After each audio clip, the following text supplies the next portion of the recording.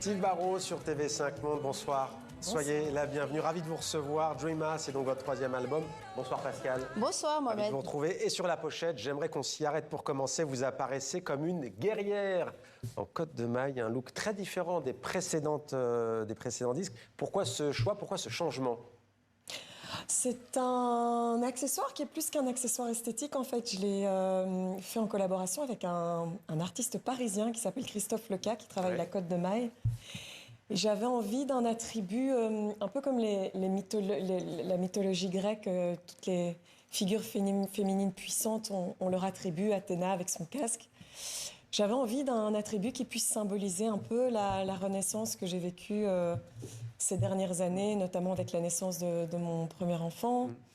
Et après, j'aime bien aussi que les gens puissent donner la symbolique qu'ils veulent à cette cagoule, cette camaille.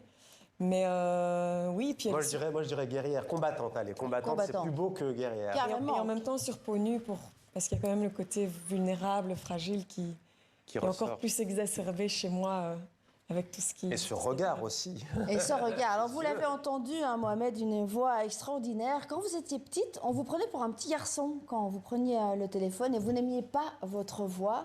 Alors à force... Cette voix qui est si particulière, à l'époque vous pensiez que c'était anormal, vous en avez fait une force. Vous composez, vous écrivez, vous interprétez forcément. Moi je suis une grande fan depuis le début, puisque vous étiez ici sur notre plateau depuis le premier album. Et on vous compare souvent à Amy Winehouse, vous devez en avoir un petit peu assez qu'on vous compare toujours à cet artiste. Oh non, c'est un honneur, même si je trouve que la comparaison est exagérée, parce que je ne lui arrive pas à la cheville. Mais c'est une voix qui m'a fait du bien, parce que quand j'ai grandi, c'est vrai que ma voix, c'était plutôt un complexe. J'écoutais les voix de l'époque qui étaient davantage les Whitney Houston, les Mariah Carey, Céline Dion. Et donc, c'était très difficile dans le processus d'identification pour moi de pouvoir m'identifier à ces grandes chanteuses alors que je voulais devenir chanteuse. D'autant plus avec ce complexe d'être prise pour un petit garçon dû à ce grain un peu particulier. Et puis quand Amy Winehouse est arrivée dans le paysage musical, tout à coup, il y avait une chanteuse à laquelle je pouvais un petit peu m'identifier en termes de grain. Voilà. Mais bon, grâce à cette voix, quelque part, c'est comme ça que je me suis vite mis à composer, parce que comme j'arrivais pas à reprendre les grandes chanteuses, les grandes voix de l'époque, j'ai trouvé mon chemin avec mes compos. Alors, vous êtes une star en Belgique, hein, quand vous jouez à Forêt Nationale, à guichet fermé, quand même 1400 personnes.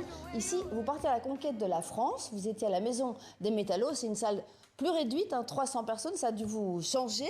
Vous avez fait une chanson française de Céline Dion, mais sinon, votre répertoire, soul, pop, jazz, c'est presque exclusivement en anglais. Est-ce que vous pensez que c'est parce que vous chantez en anglais que vous n'êtes pas encore une star en France ?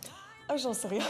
J'en sais rien. En tout cas, c'est souvent ce qu'on me répète, que c'est compliqué l'anglais en France. Maintenant, ce sont mes influences. C'est dans cette musique-là que j'ai grandi. Mon papa n'est pas francophone à la base. Il est polonais. On a surtout écouté sa musique à la maison. Et jouer dans cette salle, évidemment, ça a été un rêve un petit peu de petite fille qui s'est réalisé parce qu'on en rêve de traverser les frontières. C'est aussi la culture avec laquelle j'ai grandi, la culture francophone. Et alors un album en français, vous pourriez ? Je pourrais. On va déjà savourer celui-ci. Je ne dis pas non. En fait, voilà, pour la petite histoire, en fait, l'idée s'est immiscée dans ma tête le jour où j'ai fait un duo avec Morane qui m'a dit « Mais toi, ma fille, je vais t'écrire des textes en français. » Et en fait, le lendemain, elle est partie. Ouais. Et depuis, ce message-là m'est resté et je me suis dit, bon, je travaille sur ma plume parce que pour le moment, je suis encore assez pudique, assez timide avec mon écriture en français, mais je ne dis pas non. C'est intéressant de dire, parce que souvent, nous, surtout chaîne de la francophonie, pourquoi vous ne chantez pas en français ? C'est toute une démarche, hein. C'est pas juste arriver comme ça et chantonner. L'écriture, ça joue aussi. Absolument. Bon, donc vous serez en concert le 21 novembre au Cirque Royal à Bruxelles, en tournée en Belgique, et puis on vous attend ici en France, compatriotes. Merci. À l'Olympia, peut-être. Je viendrai avec plaisir. Vous serez toujours la bienvenue. Ça fait partie de Steve Barrault. Des projets.